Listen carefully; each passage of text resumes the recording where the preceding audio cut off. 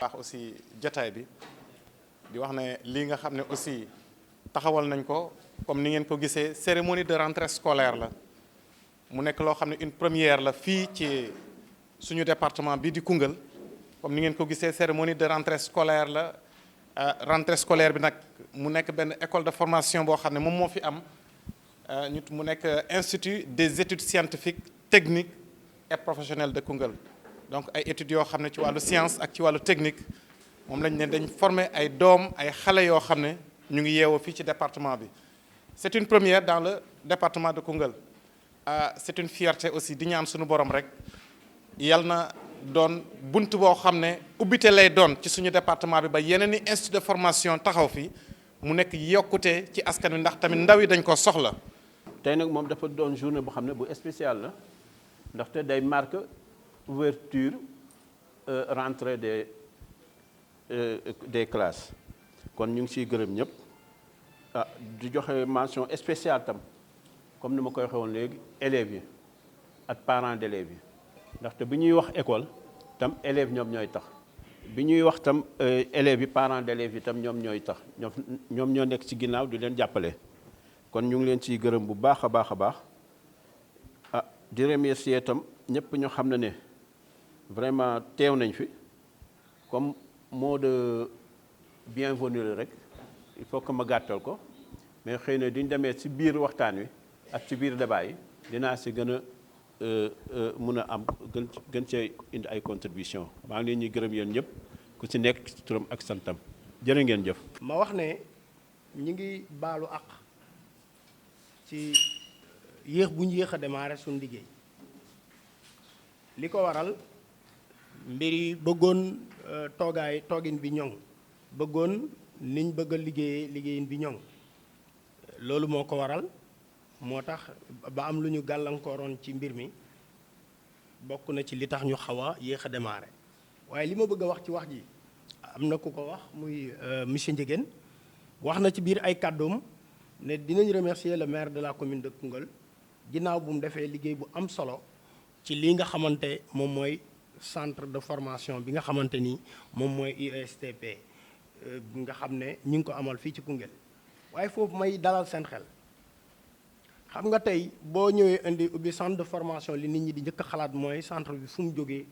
lan mooy ay compétences su ñu ko yor lan mooy fan lañ toj fu ñu jógee yooyu yëpp c'est des choses yoo xamante ne nit ñi danañ poser ces questions mais nag moo tax ñu bëgg ne loolu dinañ jël ñun tam suñu temps wax ci yéen su ko defee ci nit waxtaan wi di tëggee dinañ may aussi parents d'élèves yi population yi ñoom it ñu mën a jël kàddu pour bu ñu amee lu leen jaaxal ci loolu ñu am ci ay laaj yuñ ci laaj mais ci loolu ñu ne étudiants yi de seeni laaj ñoom mën nañ koo laajee école bu ñu yeggee école bu ñu laajee dinañ tontu bu ñu laajee prof bi mën naa tontu li ñuy laaj direction bi c'est-à-dire administration école bi bu administration école bi ñëwee tontu ci. ma bëgg a wax ne ginnaaw bu maire defee loolu biñ ñëwee ba Koungheul école bi mënoon nañ koo tuddee tur bu ñu neex parce que xam ngeen ne man maay le directeur du centre de formation africain du Sénégal campus Kaffrine ma dëkk Kaffrine yor Cefas Kaffrine yàlla def ñu indi Cefas Kaffrine mu def 3 ans def ay résultats yoo xam ne partout dans le Sénégal gis nañ ko on était 3e au niveau de la zone centre bi ñun ñoo 2e au niveau de la zone centre maanaam ñun ñoo jël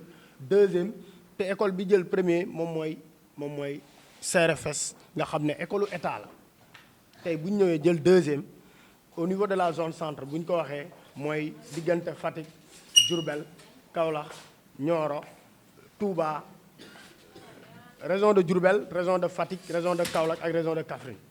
loolu ñu ñëw def ci ay résultats yu ñëpp rafetlu kon bu ñu ñëwee ne nañ jege ci Koungheul waa Koungheul aussi war nañ laaj lan moo waral ñu ne nañ ñëw jege ci Koungheul boo jógee Kaffrine di ñëw Koungheul daanaka da ngay def 90 kilomètres boo jógee Kaffrine di dem Kaolack daanaka 60 et poussière quelques kilomètres ngay def pourtant Kaolack mu ngi am école de formation boppam Kaffrine am école de formation boppam Nioro am école de formation boppam Diourbel am école de formation boppam te boo xoolee diggante Koungheul Tambacounda ak Koungheul Tambacounda ak Kaffrine Koungheul moom moo nekk mën nañ ne ci digg bi Koungheul dafay sori Tamba Koungheul dafay sori Kaffrine mais boo jëlee bëgg a dem Ourossogui tamit amul benn yoon boo ko jaar jógee mën a jaaree jógee Koungheul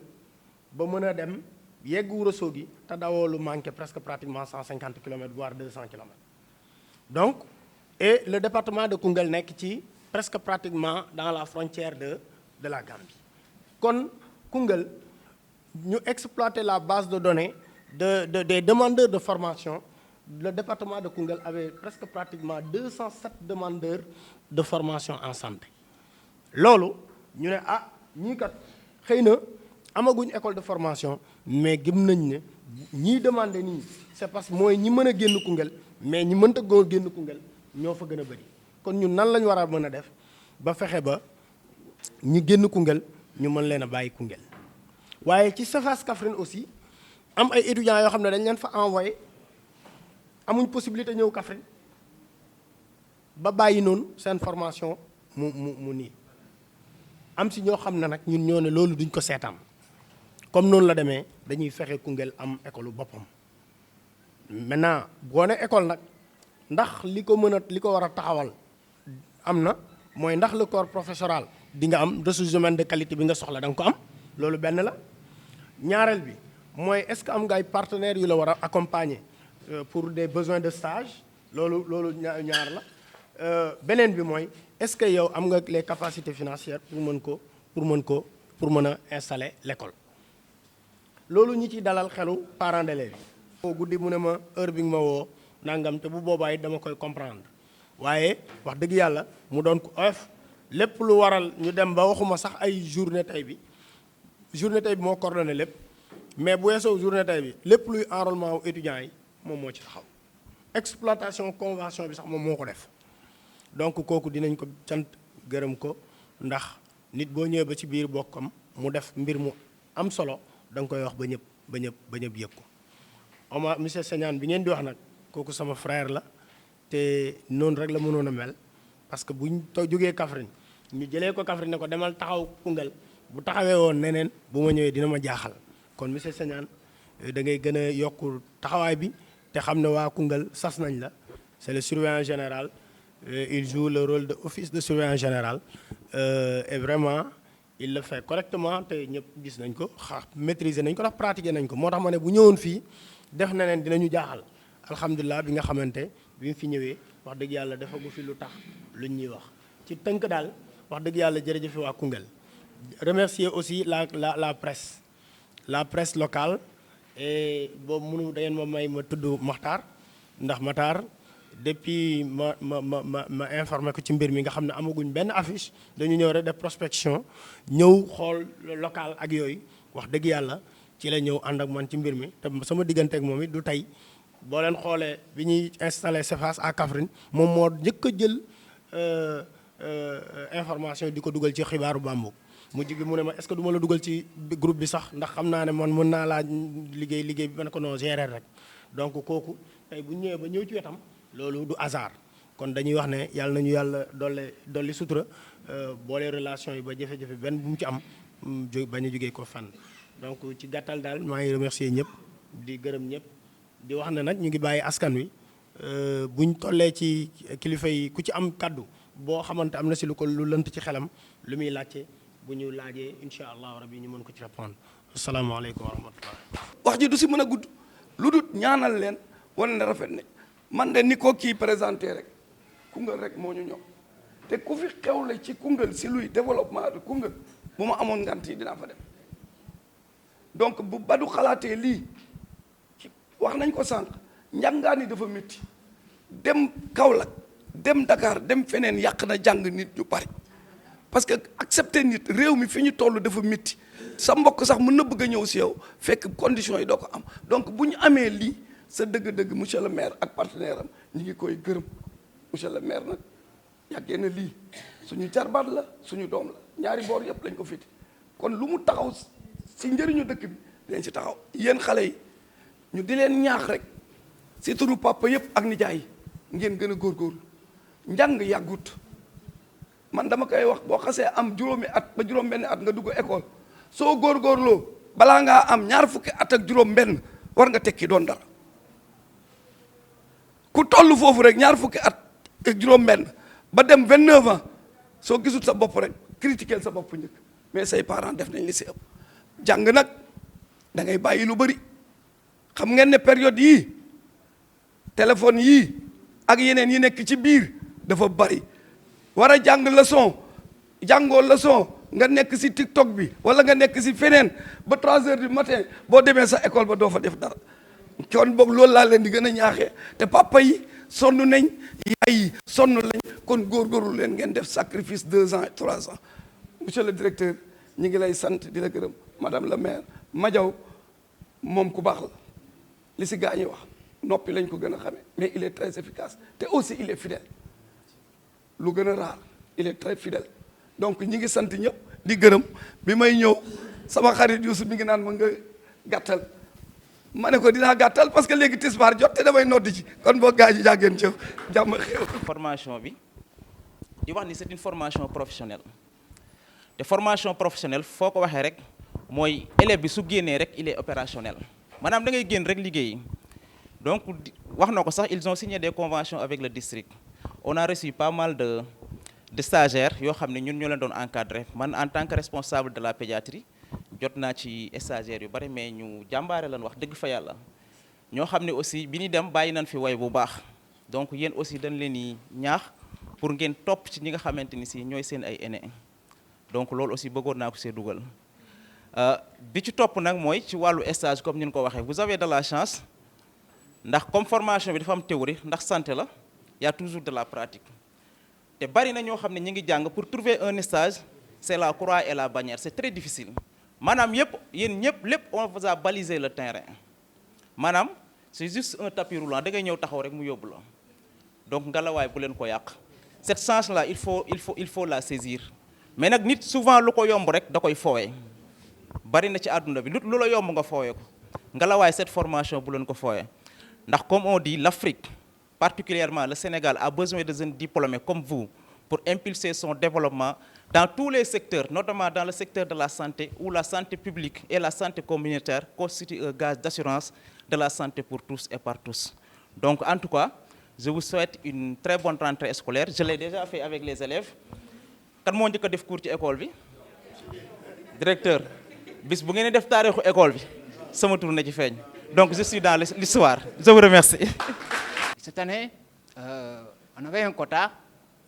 Et parmi les gosses qu'on avait envoyés, à un moment donné, quand j'ai appelé, moi, il dit qu'il y a un gosse, il était venu, mais après, il est rentré. Je l'appelle, il me dit que, bon, le coup, je l'ai crié au téléphone.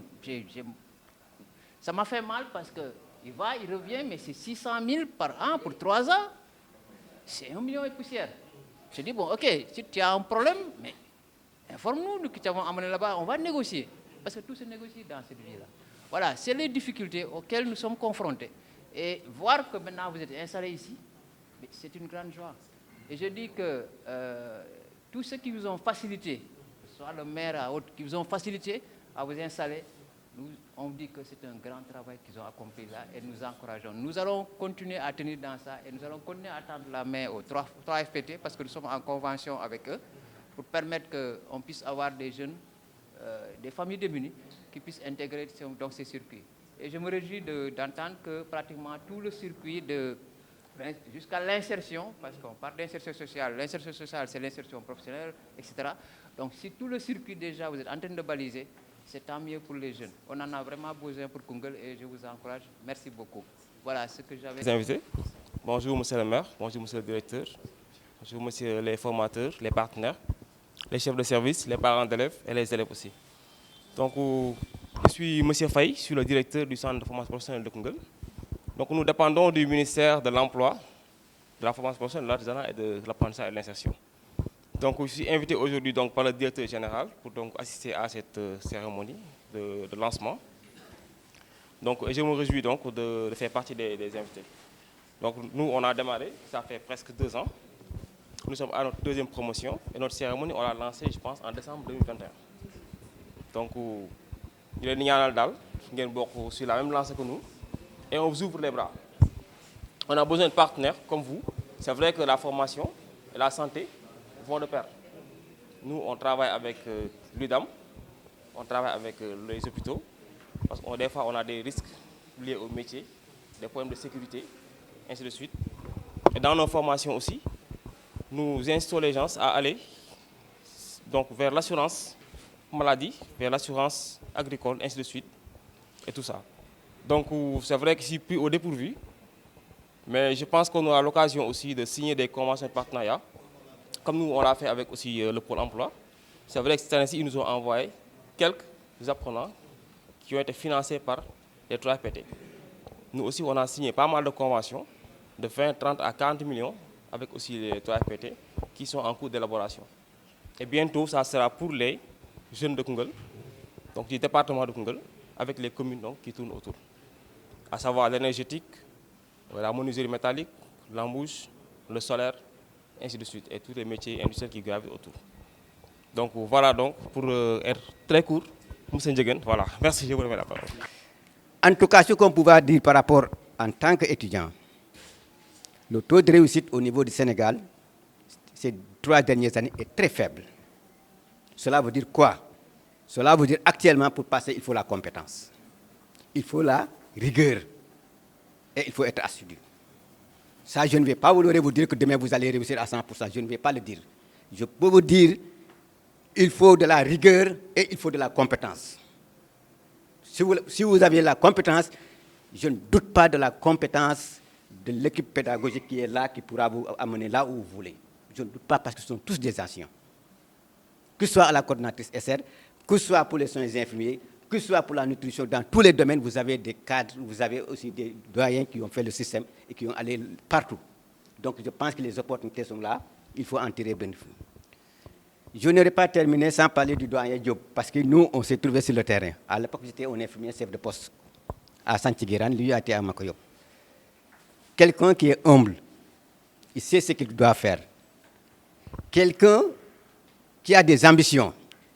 Il a quitté le système, pas directement. Parce que quand il est parti à la retraite, il est resté dans le système. Au moment où je vous parle, il appuie le district. Parce qu'on a toujours besoin de lui. Il l'a manifesté même avant la mise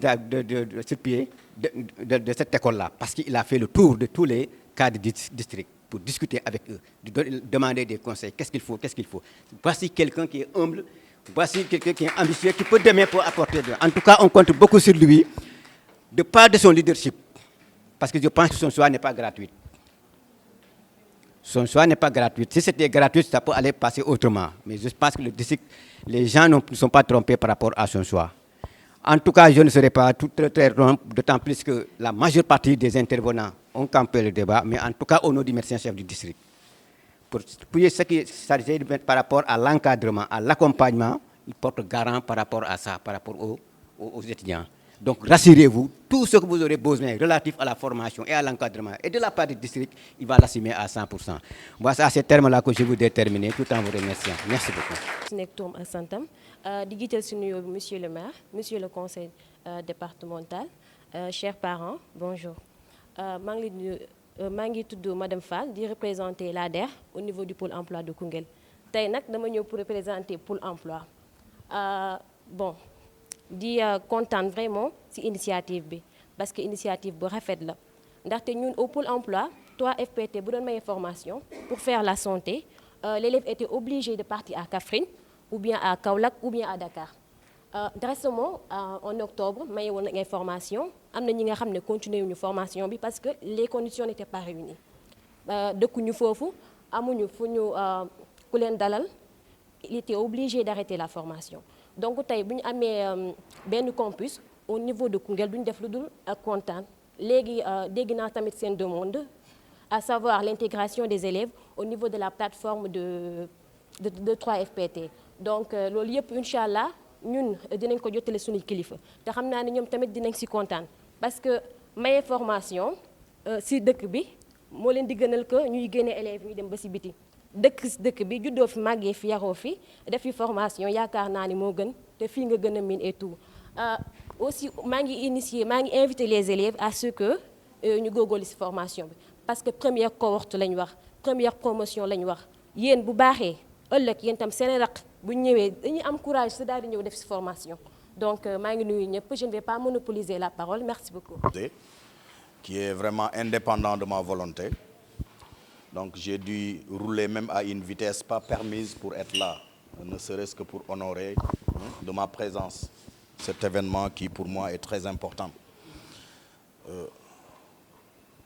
Bon, je pourrais m'exprimer en wolof pour les parents qui sont là, je pense que c'est plus correct, commode quoi.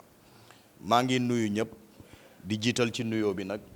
ñi nga xam ne ñoom ñoo waral bés bi muy directeur Ndaw di directeur institut de santé bi di ci toftal nag ñi nga xamante ni ñoom la àndal muy le corps professoral mais aussi l'administration de l'école suñu doyen Diop El Hadj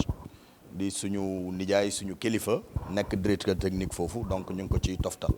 di nuyu aussi représentant wu monsieur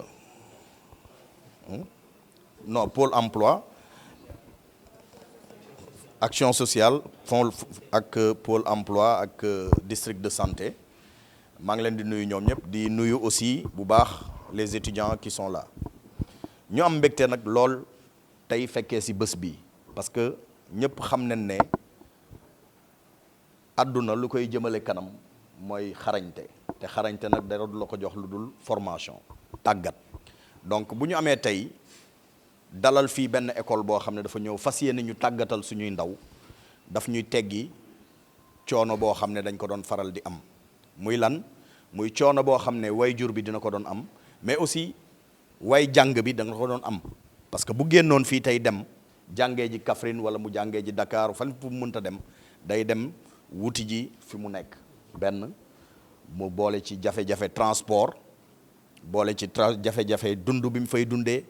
mu boole méttit yooyu yëpp fas ko yéene nag booleeg njàng mi nga xam ne moom leen ko fas yéene jox foofu defe naa lu ci ëpp ci ñoom dañ doon échouer conditions yooyu moo doon tax ñuy échouer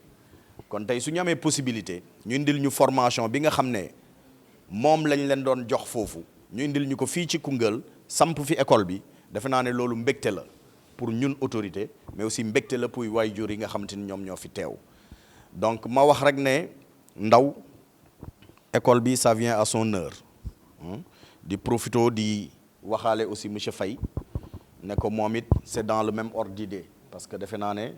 lépp rek dafa ñëw pour jox une qualification à nos jeunes donc ñu rafetlu seen teewaay fii ci Koungheul di ñaax étudiants yi di leen wax ne effort yi yëpp nag bu ñu ko defee ñun municipalité wu Koungheul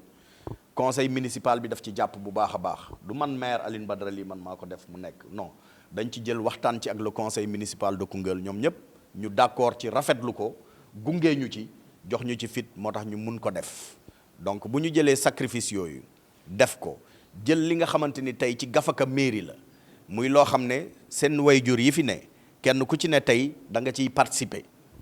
ñun ñu ciy participer keneen di ci participer ñu jël ci loolu dugal ci une part belle boo xam ne dañ ko dugal ci wàllu formation mais defe naa ne kon tey yaafus waru leen te damay faral di wax ne ndaw dafa war a wuti xam-xam pour ñaari yëf benn bi jiitu mooy buñ ko xeeb bi ci topp mooy ngir ëllëg mu mun a jëriñu kon lii ñu leen di tàggat nii def leen ci fulaak fayda jàng boo xam ne ëllëg di ngeen mun a ñëw relever les nombreux défis yi nga xam ne le représentant du médecin chef de Koungheul l'a dit mooy tey boo xoolee gab bi nga xam ne am na fii ci wàllu infirmier ak yu mel noonu ñëw dolli ci nag li nga xamante ni dañ ko fas yéene indi fii parce que bu ñu fàtte ne au mois d'avril incha allah dinañ commencer tabax poste de santé bu bees fii ci Koungheul ak benn maternité donc yooyu yëpp ay liggéey la yoo xam ne tey donc pour wax rek ne besoin bi day gën a yokk te besoin nag su yokkoo tey booy wuti ji lenn feneen à valeur ou à compétence égale ñu tànnee ko suñu kër donc suñ leen formé ba ngeen am xarañte bi war defe naa ne nag duñ leen jéggi di dem di wuti ji ñeneen feneen loolu dinañ waxtaan ak médecin chef pour xool d'abord nu ñuy defee un plan de suivi pour xool naka lañ leen di gunge ci wàllu surtout insertion bi mais aussi ci wàllu stage yeeg yu mel noonu nga xam ne di ngeen nekk le réceptacle de ces étudiants là pour mun leen gunge ci wàllu stage de formation yeeg yi nga xam ne parce que ku wax soin wala médecin wala infirmerie wala yu mel noonu wax ne carrément dafa am partie bu am solo boo xam ne pratique lay doon donc di ngeen def théorie ci classe bi fii ak seen ay formateur mais lu ci ëpp defe naa ne li leen di jox sax qualification bi ngeen soxla mooy les stages pratiques kon loolu il faut que incha allah ñu xool naka la ñuy définir des plages de convergence ak ñi nga xamante ni ñoom ñoo yor wàllu hôpital bi waxtaan ak ñoom ak médecin chef pour xool naka lañ leen di gunge ba nga xam ne dinañ mun a nekk réceptacle seen stage pratique yooyu nga xam ne moom ngeen fara def donc yooyu ay waxtaan la yoo xam ne dañ ko def suñu biir ak ñoom dalal xelu aussi wayjur yi xamal leen ne leen initiative bi bu ñu ko jëlee parce que tout simplement ñun dañoo teel a génn Koungheul li may wax rek mooy tey Koungheul neex na parce que am na CM am na lycée am na centre de formation ñu ngi ñaan yàlla ñu dem ba université am fii déjà am na jege na parce que université Sine Saloum ñu ngi koy tabax fii Kaffrine donc mun nañ ne lépp mun na ne ëllëg kon dañu teel a génn ñun génn tumuranke dëgg nag ci biti génn à l'âge de un âge très très bas parce que bi ngay am ay 11 ans nga génn CM2 nga def fii génn dem jàngi ji donc dem wàlliyaan yi nekk kër goo xam ne xëy na conditions yi nga xam ne moom la njàngaan laaj doo ko mun a mote mais nga góorgóorlu ci loolu ñafe ba tey ji nga nekk daj lu ne nag mais defe naa ne kon sa taxawaay mooy fexe ba ndaw yi nga xam ne tey yaa leen jaboote nga fexe ba ñoom conditions yooyu nga xam te ni jaar nga ci muy conditions yu tar nga fexe leen ko éviter parce que tey ñun suñu réussir yegg si fi ñu yegg si imaginel tey ñu nekkoon suñu biir kër amoon possibilité yooyu kon tey dañuy romb fi ñu ne à coup sûr donc loolu leen bëggal yéen mooy ñu fexe ngeen nekk seen biir kër di gis seen yaay seen papa di xëy di jàngi di wàcc ñu leen di surveiller di xool ndax yéen a ngi jàng wala jàngu leen donc loolu dafa war a mun a yokk résultat yi nga xamante ni tey moom la ñuy xaar ci yéen kon gëm naa ne incha allah ak expertise avérée bi nga xamante ni tey école bi am na ko institut bi suñ leen gungee ak surveillance su parents yi ak ñun suñu jàppale defe naa ne dina mun a indi résultat yoo xamante ni tey yéen ñii kenn ku ci ne bu génnee rek du sonn pour mun a insérer wu parce que bu ñu fàtte ne formation professionnelle la te formation professionnelle dafa am caractéristique mooy lan mooy il faut être parmi l'élite da nga war a bokk ci ñu gën a xarañ pour marché d'emploi bi mun la jëfandikoo kon dañ leen di ñaax ci loolu ngeen xam ne mbir mi du il ne faut pas être moyen non ni passable mais il faut être excellent te nag y a aucune raison pour que loolu bañ a nekk parce que les conditions sont remplies fay bi ñun gàddu nen ko xarañte bi indil nañ leen ko fii donc indi na ay experts ñu jàngal leen ñoo xam ne c'est des hommes du métier ñëpp xam nañ ne ñoom ñu ngi fii c'est des pratiquants donc ñooñu tey su ngeen boolee teewlu présence d'esprit ngeen suivre bu baax li nga xam ne mooy recommandation ak cours yi ñu leen di inculquer defe naa y a pas de raison pour que vous ne soyez pas parmi les meilleurs marché de l'emploi dafa saturé pour nga mun ci dugg da ngay bokk ci ñi gën a xarañ tey nag fexe leen ba yéen ngeen bokk ci ñooñu bokk sur l'élite comme ça marché bi mun leen a jëfandikoo donc di profito di remercier aussi action sociale bu baax a baax ci taxawaay bi mais di ko gën a ñaax aussi pour mu gën ñu dimbale parce que je pense que ces formations là on en a besoin il faudra peut-être que ñun dinañ ko def suñu wàll mais yéen it aussi quelque part comme yéen a gën a jege askan bi di xool di xam jafe-jafe di xam les ménages vulnérables ak yëpp ngeen xool naka ngeen ñuy mën a gunge auprès de la 3FPT wala yu mel noonu pour dimbale ñu ak DER ak ñëpp pour ñu jàpp ci mën a gunge ndaw ñi vers une qualification certaine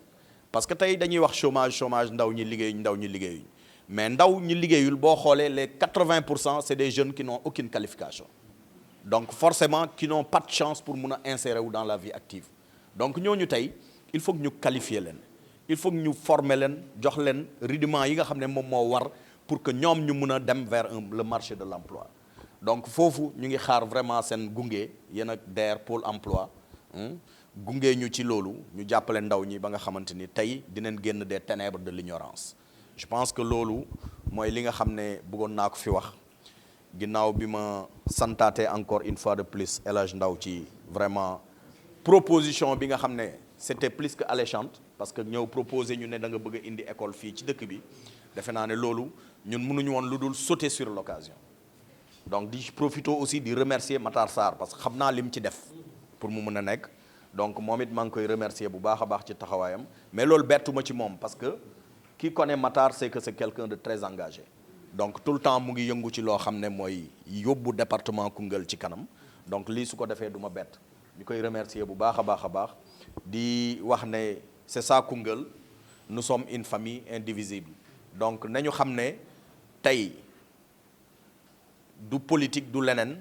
mais dañu toll foo xam ne suñu dëkk leen bëgg mu jëm ci kanam te nag dëkk boo ko bëggee yóbbu ci kanam dafa am loo xam ne moom nga war a def muy socle bi muy lan muy qualification wu nit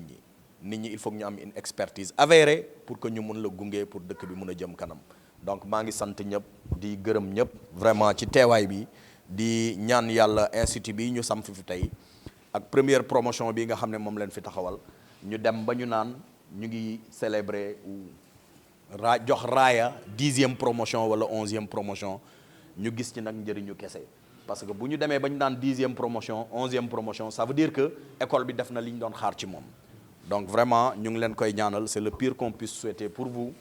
en tout cas bonne continuation directeur sachez qu'on sera toujours là pour vous accorder une oreille attentive pour le bien de la population de Koungheul merci bien